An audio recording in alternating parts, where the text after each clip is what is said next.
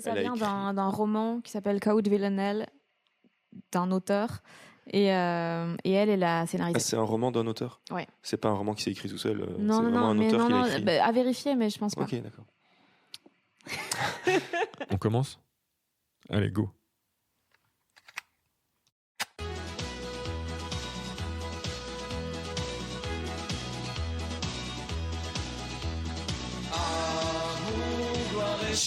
Chips. Super chips. Je porte le même jogging depuis 3 jours, je sais pas. Celui que tu as là maintenant? Ouais. Bah, très bien. Il est fabuleux, hein? Mais tu dors avec ou pas? Non. Non, c'est ça. Ça, hein. c'est dommage. Ça, c'est un peu triché, ça. Je peux me permettre. J'ai été voir mon boss, je lui ai dit bon je reviens pas. C'est ça. Et, mais je continue à faire un peu de freelance parce que déjà mes collègues sont des potes et puis je veux pas lâcher l'affaire parce que voilà, j'ai une éducation assez rationnelle et du coup je sais qu'à 70 ans je serai pas encore en train de dessiner des fesses pour payer les études de mes filles, donc faut mieux garder un petit pied dans la com, on va dire.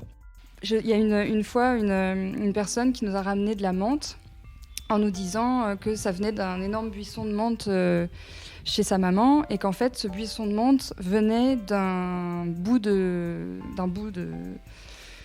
branche de menthe qu'elle avait récupéré dans un mojito quand elle était jeune, Ok, qu'elle avait bouturé, qu'elle avait fait pousser. d'accord. Mais voilà, c'est des trucs comme ça. Enfin, moi, je trouve ça génial. Et ça permet de relativiser, enfin non, pas de relativiser, de remettre en question les déchets et qu'est-ce qu'on jette et quel est l'affect qu'on a avec les objets. Et le quotidien, le foyer, tous ces trucs qu'on utilise tous les jours et qui n'ont pas forcément beaucoup d'intérêt, alors qu'au final, sans cuillère, tu fais quoi de ta vie? Le café, c'était vraiment un truc qui me rendait curieux parce que l'odeur des torréfactions, j'ai toujours aimé ça, l'odeur du café moulu. Mais par contre, chaque fois que je buvais du café quelque part, tu sais, quand tu fais la route, ou tu t'arrêtes au bord de l'autoroute, ou que tu vas dans un resto, j'ai jamais compris qu'il pouvait y avoir des différences dans les cafés. Pour moi, le café, c'était juste le café. Moi, ça faisait hyper longtemps, depuis que je suis ado, que je voulais faire un voyage sur un cargo porte-conteneurs. Et je me disais, je ferais ça quand je serais grande. Et puis à un moment donné, j'étais vraiment grande. Mais pourquoi, par exemple tu t'es il y a dit, des- c'est des trucs comme ça, Ah, il y a tu des- te dis... Ouais, je crois qu'il y a des trucs qui s'expliquent pas forcément. Comme les 3/4 des gens qui écrivent des blagues, je pense que je note beaucoup des trucs dans mon téléphone au moment où je me dis tiens, ça pourrait être comique. Et donc je note ça, et donc j'ai tout un truc de à mon avis 200-300 notes comme ça qui n'ont pas de sens et qui probablement ne seront jamais utilisées de la vie et qui vont mourir paisiblement dans le paradis des blagues perdues. Et là, il y avait une petite fille qui racontait une histoire d'arc-en-ciel et elle précisait que, c'était l'histoire d'un arc-en-ciel malade, et elle précisait qu'un arc-en-ciel malade, ça vomit 30 fois par jour et que c'est énorme. Ah oui. En Le fait, soulagement dans le en visage, posant dans le la visage, question, ouais. J'ai senti je me les dis, 36 000 mais- pincettes. Où je au moment où il y allait. où est-ce que je suis en train d'aller avec cette question de merde? Mais, Je suis sur ok. des œufs. Hop, Ouais. hop, hop. J'ai à peu près le même nombre de strips tous les mois. Donc je sais que chaque mois, je pourrais payer mon loyer et mes factures, quoi. Donc t'es payé au strip alors, c'est comme ça. Oui, je suis payé au strip. Ok. Oui, appelle-moi Cristal. Ah oui, j'allais faire la blague. Je voulais me remettre au sport et à la danse surtout, et je ne savais pas du tout vers quelle discipline me diriger. En fait, j'hésitais entre la pole dance, la danse contemporaine, la danse des films Bollywood et le roller derby. Rien à voir. Et donc New York, je regrette rien, c'est une ville géniale. J'ai pris tout ce qu'il y avait à apprendre, mais elle m'a aussi pris tout ce qu'il y avait à apprendre. Il n'y a pas vraiment de visée plastique, c'est juste que l'art contemporain me permet de canaliser tout ça. Et ça excuse un peu le truc en disant ouais mais c'est pour de l'art, si on se rend compte c'est que chez vous c'est plutôt chouette. Donc c'est un peu, et aussi j'ai envie de rencontrer des gens tout le temps, je suis une vraie tox des humains, il faut que j'en vois tout le temps.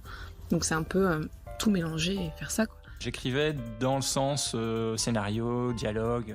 T'es et c'est plutôt ça. dans la punchline, quoi. Voilà, c'est Donc ça. C'était c'est ça ou le hip-hop. Ouais. C'est ça. Exactement. From the bottom to... Comment c'est quoi? Started from the bottom, Ça- now we're here. Voilà. Ça fait très Vandame, mais genre on se pète la gueule, on se relève, on se repète la gueule, on se relève, etc. Mais c'est vraiment ça en fait, on apprend à se vautrer. Je pense qu'il faut avoir plusieurs projets, mais il faut qu'il y en ait un qu'on pousse en disant c'est celui-là le principal et c'est celui avec lequel je vais gagner ma vie ou faire quelque chose. C'est ça. Mais voilà, moi si le soir je vais pas faire de la soudure à l'arc ou couper du bois dans mon jardin, j'aurai pas la paix mentale, on va dire, pour le lendemain matin dessiner des traits fins sur mon carnet de dessin, quoi. Ouais. C'est trop bien d'être Ouais. perdu dans ses pensées pendant des heures devant la lune. C'est des moments à soi hyper importants qu'on oublie d'avoir au milieu du moment où on n'a pas le temps de rien parce qu'on a nos agendas de ministres là. Ouais. Et en fait, voilà, c'est ces moments-là, quoi. Enfin, tu vois, c'est.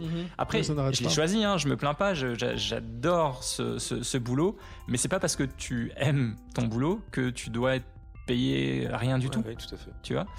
Enfin, je veux dire, il y a des comptables qui adorent leur boulot, mais ils sont payés. Enfin, tu vas pas leur dire, ouais, mais tu peux me faire ça gratos parce que t'as la passion, quoi. T'as la passion des chiffres, les tableaux croisés dynamiques. Me dis pas que t'attends pas de pouvoir entrer tes chiffres dans ton logiciel, tu vois. Et non, donc c'est pas normal. C'est pas très sérieux. C'est ça l'idée, quoi. Ouais. Et après, je fais souvent des trucs et je justifie après. C'est très instinctif.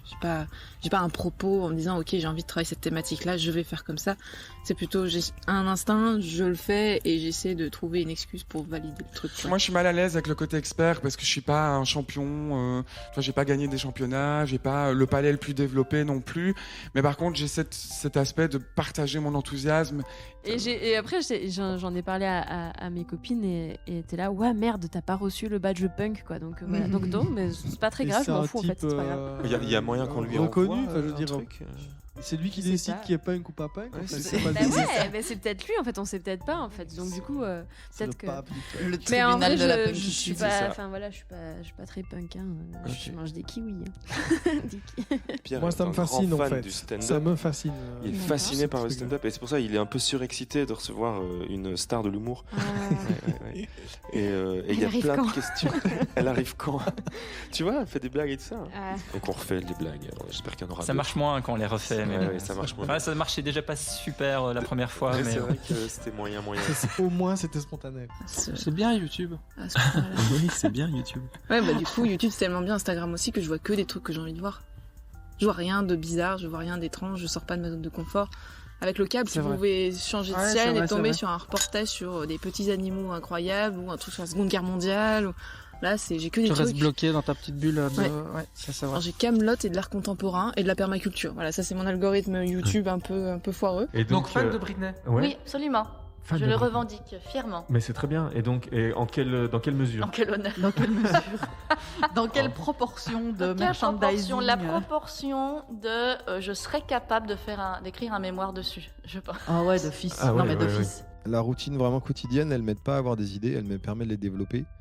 Mais après, j'ai des routines, voilà, en fait, c'est-à-dire qu'au tout début, c'était compliqué parce qu'on a une vieille maison, on la retape au fur et à mesure et j'avais pas d'atelier vraiment à proprement parler. Là, l'an dernier, on a refait tout le grenier où je me suis fait un vrai atelier où je suis vraiment content. J'ai fait des vieilles verrières avec les fenêtres de ma grand-mère. Enfin, c'est un endroit qui me ressemble, je suis vraiment très content, il y a beaucoup de lumière. J'ai même l'impression que ce que tu gardes depuis longtemps, plus tu le gardes longtemps et plus ça prend de la valeur à tes yeux. Tu vois ce que je veux dire?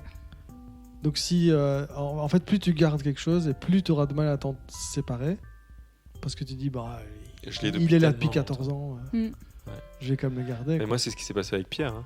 Pierre, je l'ai gardé parce que ça fait 15 ans. Ça fait 15 ans qu'on... Là, il a pris de la valeur parce que ça fait 15 ans qu'on est ensemble. Mais sinon je l'aurais pas gardé. Tu vois, tous les matins, vous regardez, vous vous dites, does it spark joy? Allez, ouais. Est-ce que je suis heureux de toute façon, moi aussi, c'est comme ça. Ouais. C'est ça, on se garde mutuellement. Attends, parce que je parle beaucoup de moi là quand même. Bon. C'est vraiment le but de l'émission. Ah oui, c'est vrai. Ça n'enregistrait pas. Ah, quelle merde. Je te jure. Allez. Bon, ça va, on a perdu que 6 minutes. Hein. Allez, salut. Hein. Il est dégoûté, ouais. Il est dégoûté. Putain, moi j'ai fait une heure de train pour venir jusqu'ici et on m'enregistre pas. C'est dingue. C'était notre maxi best-of de fin d'année. Alors oui, il y a des invités de 2019, mais bon, ça c'est parce qu'il n'y a plus de saison. Enfin, c'est pas le sujet. On espère que vous vous portez bien là, de l'autre côté du poste internet. Un immense merci de nous suivre, nous partager, nous mettre des étoiles sur les applis. Un merci tout particulier au Patreon pour leur soutien. Quant à nous, on revient dès janvier avec toujours plus d'invités super et de blagues nulles. Allez, claquage de coude, et à tout vite.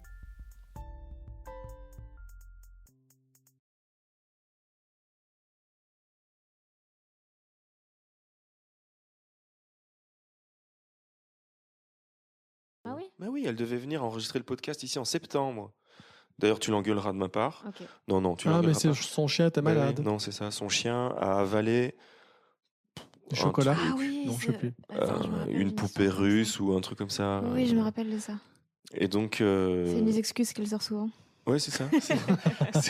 Mon chien a avalé une poupée russe. Dans laquelle se trouvait du chocolat. Voilà. Et donc, oui, c'est ça. Mais donc, elle n'a pas pu venir.